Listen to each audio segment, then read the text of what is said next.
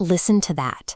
This specific high-frequency shatter is what separates viral food media from a standard home cooking video. Reproducing this in a normal kitchen usually ends in failure. You pull a roast out of the oven, take a bite, and hit a tough, chewy rind that sticks to your teeth, a flaw known in Cantonese cuisine as ching ah. Traditional barbecue chefs have spent generations perfecting techniques to guarantee a consistent, bubbling crust on every slab of pork belly that leaves their displays. But capturing that culinary success for a digital audience introduces an electronic hurdle. Standard automatic camera settings are designed to search for sound, often causing the sharpest cracks to peak and blow out the audio. Achieving this level of acoustic impact relies on a reverse-engineered process, a method that combines acoustic technology, thermodynamic physics, and atmospheric chemistry. We start with the physical layout of the capture. To isolate the high-frequency crunch, the microphone must be positioned as close to the food as possible without appearing in the frame.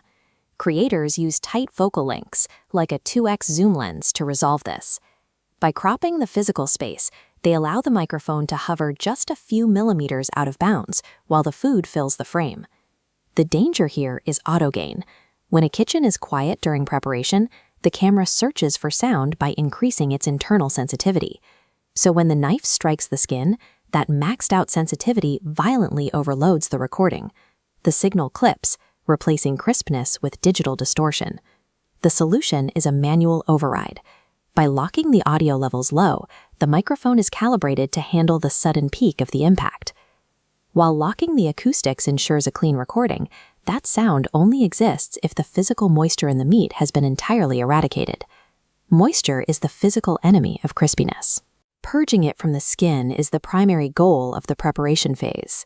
A specialized tool punches microscopic holes across the rind, forming thermodynamic pathways for heat to cook the bottom layer. Crucially, needles must stop before the fat layer. If breached, liquid lipids travel up the holes, flooding the surface and preventing a crisp skin. Mechanical puncturing creates the necessary heat channels while avoiding fat flooding. However, the meat's cellular ability to hold water is determined days earlier at the factory. The biological potential for a loud crunch is actually set during industrial packaging. This chart shows the composition of tri-gas modified atmosphere packaging. It uses a specific ratio: 50% oxygen, 40% carbon dioxide, and 10% nitrogen. This high concentration of carbon dioxide physically alters the muscle tissue, decreasing the meat's water-holding capacity. This atmospheric exposure increases protein oxidation, altering the cellular makeup of the muscle fibers. These darkened bands on the blot test provide evidence of that chemical change. Because the cells are conditioned to expel moisture, meat packed in a high CO2 environment yields a measurably crispier rind than standard packaging. Industrial chemistry primes the cells to release water, setting the stage for the physical preparation and auditory capture. The conditions are now complete.